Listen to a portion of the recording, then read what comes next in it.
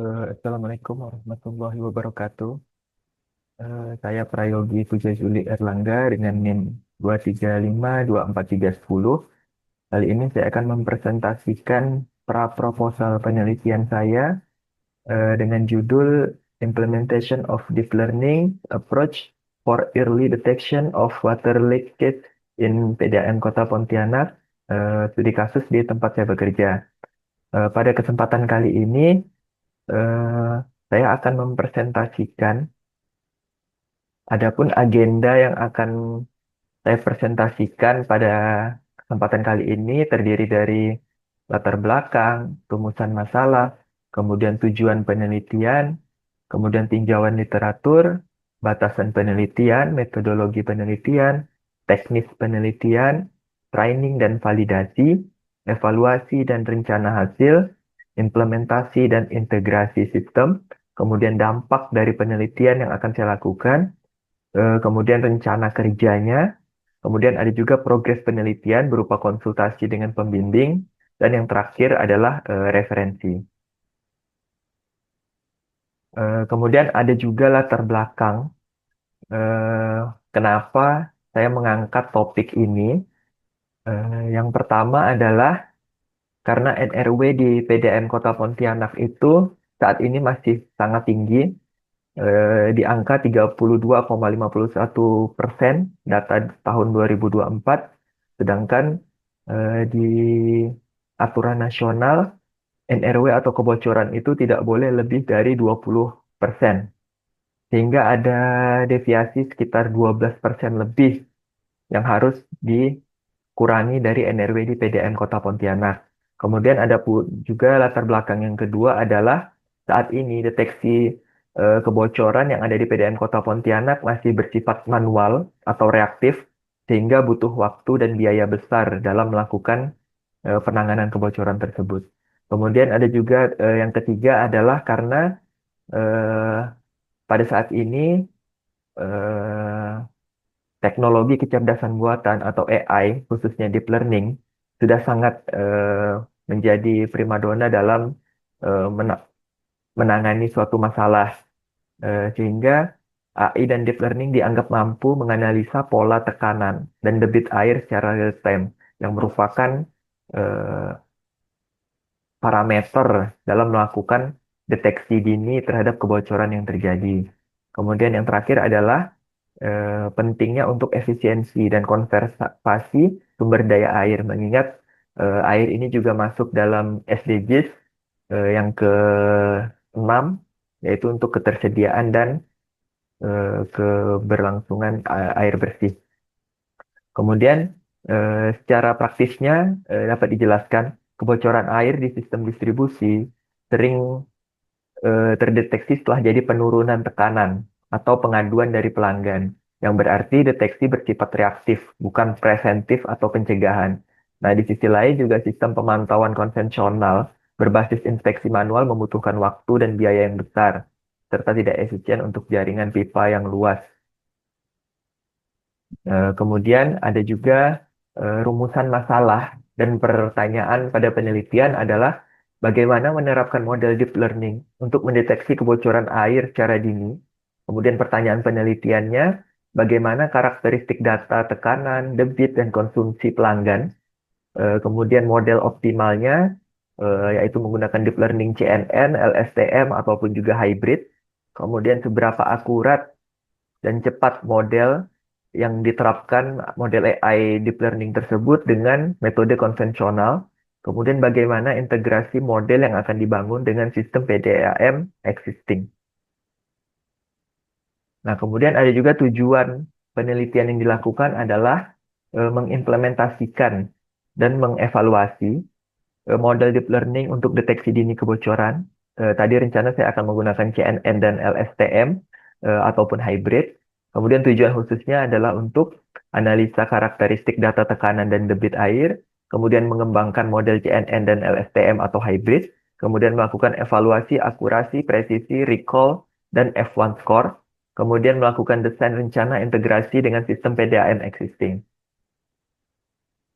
Nah, di sini ada juga tinjauan literatur yang saya gunakan dalam penelitian adalah Deep learning efektif untuk deteksi kebocoran melalui paper atau jurnal penelitian Fu et al. Tahun 2022. Kemudian CNN dan LSTM unggul dalam pola spasial temporal, penelitian atau paper dari Baek et al. Dan teman-teman tahun 2020. Kemudian machine learning berhasil digunakan di jaringan DNA, DMA atau District Matter Area berdasarkan penelitian GLOM dan teman-teman tahun 2023. Kemudian yang terakhir adalah penelitian Zhou dan kawan-kawan tahun 2019 yang menunjukkan CNN dapat melokalisasi brush secara akurat. Nah, di sini ada juga batasan penelitian. Yang saya lakukan adalah yang pertama adalah fokus pada deteksi kebocoran atau early detection. Kemudian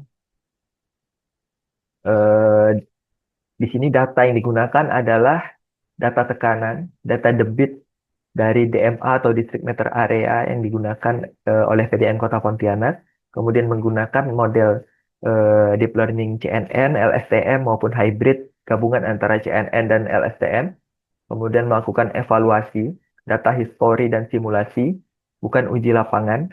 Di sini data histori rencana saya ambil data dari tahun 2025 sampai tahun 2020 ke belakang, atau sekitar data 5 tahun terakhir.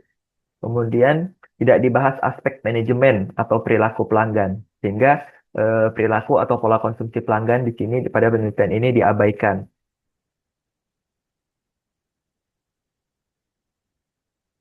Nah, kemudian di sini ada juga metodologi penelitian. Yang pertama saya menggunakan pendekatan DSRM atau Design Science Research Methodology. Ada pula tahapan yang dilakukan pada DSRM adalah melakukan identifikasi masalah, melakukan desain model, melakukan pengembangan sistem, melakukan demonstrasi atau implementasi, kemudian mengevaluasi performa dari model atau desain yang telah dibangun. Kemudian output yang diharapkan dari metodologi penelitian ini adalah prototype system berupa deteksi dini berbasis deep learning untuk mendeteksi kebocoran yang ada di PDAM Kota Pontianak. Nah, di sini ada juga data dan processing secara detail. Di sini sumber data yang saya ambil adalah dari tekanan dan debit dari flow meter pada DMA atau district meter area dengan histori sekitar 3 atau 5 tahun ke belakang. Karena LSTM ini berbasis time series, sehingga semakin panjang waktu yang kita gunakan untuk data ujinya, maka hasil yang dihasilkan juga mendekati realita kebenarannya. Nah, di sini processingnya yang dijadikan tolak ukur adalah missing value atau interpolasi atau forward fill untuk short gap-nya, kemudian outlier, identifikasi window, statistik, dan domain knowledge-nya, kemudian melakukan normalisasi atau scaling, min max atau standar untuk input deep learning-nya, kemudian Windows time series. Nah, ini untuk data data uji pada model deep learning LSTM dan CNN. Kemudian labeling atau supervised label digunakan kombinasi laporan maintenance, event log, threshold, atau engineering rule untuk menandai kejadian kebocoran pada data history. Nah, di sini jadi data dari 5 tahun ke belakang atau 3 tahun ke belakang eh, akan ada data yang bersifat normal maupun ada data yang bersifat pada saat terjadi kebocoran. Nah, disitulah data yang akan diolah atau diproses pre-processing. Nah, kemudian di sini ada juga model deep learning arsitekturnya. Di sini saya menggunakan CNN untuk mengenali pola spasial untuk antar sensor tekanan. Kemudian LSTM untuk memahami pola temporal data karena bersifat time series atau data yang eh, dengan data rapat. Kemudian hybrid CNN dan LSTM untuk melakukan kombinasi keduanya dengan target akurasi lebih dari 90%. Nah, di sini ada pula tahapan dalam melakukan modelingnya. Yang pertama adalah load dataset, tadi data tekanan dan juga data debit aliran air dari flow meter. Kemudian data normalization and data splitting. Di sini tahapannya adalah memisahkan data, mana data yang bersifat normal maupun data yang bersifat pada kondisi kebocoran, kemudian melakukan deep learning model, melakukan analisa, kemudian melakukan evaluasi terhadap hasil daripada deep learning modelnya tadi, kemudian melakukan convincing matrix-nya. Nah, di sini training dan validasi, apabila tadi model yang telah dibangun telah eh, keluar hasilnya, maka akan dilakukan training dan validasi. Di sini terdiri dari 4 tahapan. Yang pertama adalah ada splitting data, kemudian augmentasi atau balancing, kemudian hyperparameter atau tuning, kemudian melakukan evaluasi. Nah, di sini split data itu adalah melakukan pembagian data, mana data yang normal, mana data saat terjadi kondisi kebocoran tadi dipisahkan sehingga saat melakukan training atau uji coba modelnya dapat diketahui eh, kapan sih pola gimana sih, pattern gimana sih data eh, yang pipanya normal maupun pipa saat terjadi kebocoran. Nah, di sini augmentasi atau balancing yaitu oversample event windows kebocoran untuk use synthetic anomaly injection jika kelasnya imbalance. Nah, di sini hyperparameter tuningnya grid atau random shard untuk learning rate, number of layer, window size, dan dropout. Kemudian evaluation, melakukan convincing matrix, ROC, AUC, kemudian precision, recall, F1, latency, maupun time to detection-nya. Nah, di sini evaluasi dan hasil yang diharapkan daripada penelitian pada kali ini adalah evaluasi akurasi, presisi, dan recall F1 score dengan target akurasi lebih dari 90%, kemudian presisi dan recall lebih dari 85%, kemudian hasil daripada model yang dibangun dapat mendeteksi anomali real time dan memberikan notifikasi dini atau early detection. Nah, di sini implementasi dan integrasi sistem, integrasi model dengan dashboard PDAM yang telah ada, yang kedepannya kami juga akan membangun control room. Nah, sehingga di sanalah menjadi suatu wadah untuk melakukan analisa, pihak manajemen melakukan pengambilan keputusan dari hasil deteksi dini model yang telah dihasilkan. Kemudian sensor, data, inference server, rencana menggunakan TensorFlow atau PyTorch, kemudian dengan hasil akhir berupa notifikasi early detection. Kemudian pertimbangannya latensi, skalabilitas, dan false positif untuk workflow operator. Nah, ini juga ada kontribusi dari atau dampak dari penelitian yang dilakukan secara akademik akan membuktikan eh, bukti empiris penerapan model deep learning CNN atau LSTM di konteks PDAM, local evidence, kemudian secara praksisnya solusi nyata untuk penurunan NRW atau non-revenue water atau kebocoran atau kehilangan air, kemudian diharapkan juga efisiensi dan efektivitas operasional, karena yang kita tahu kebocoran sangat merugikan baik dari sisi pelayanan, sisi finansial maupun sisi dari kinerja PDAM itu sendiri. Kemudian dasar dari pengembangan smart monitoring system yang berbasiskan dengan IoT atau Internet of Things. Kemudian dampak penelitian ini secara publikasi, diharapkan penelitian ini dapat eh, publish di jurnal nasional dengan seminar AI terapan di bidang sumber daya air tahunan yang biasa dilakukan di Kementerian PUPR.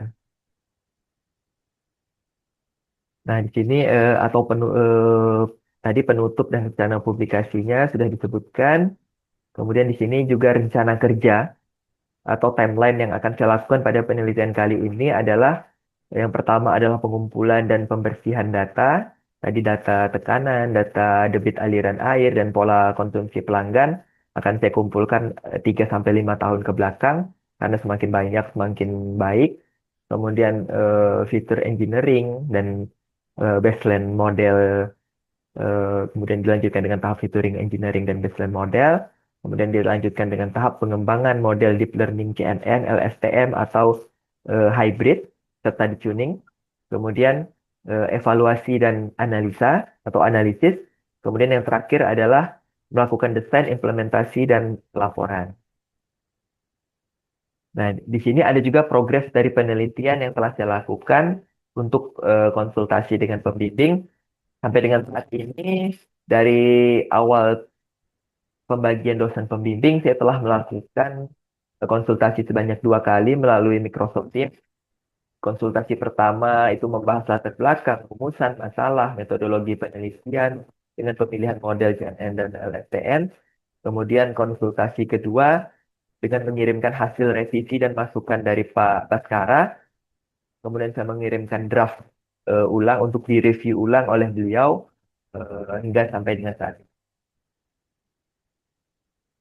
Dan pun referensi yang saya gunakan pada penelitian kali ini ada 5. Yang pertama adalah UG dan teman-teman tentang deep learning in urban water management.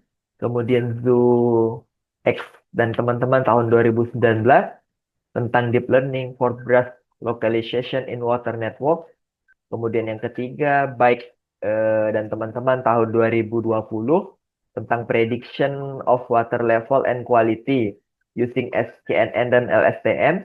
Kemudian yang keempat, GLOM dan teman-teman tahun 2023 detection of leak using machine learning, DMA data.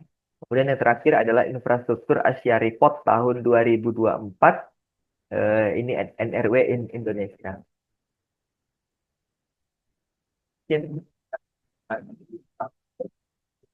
ya kurang lebih maaf apabila ada masukan sangat berarti bagi saya. Akhir kata saya ucapkan wabillahi taufiq wal hidayah. Wassalamualaikum warahmatullahi wabarakatuh. Ya dan terima kasih. Save water, save life.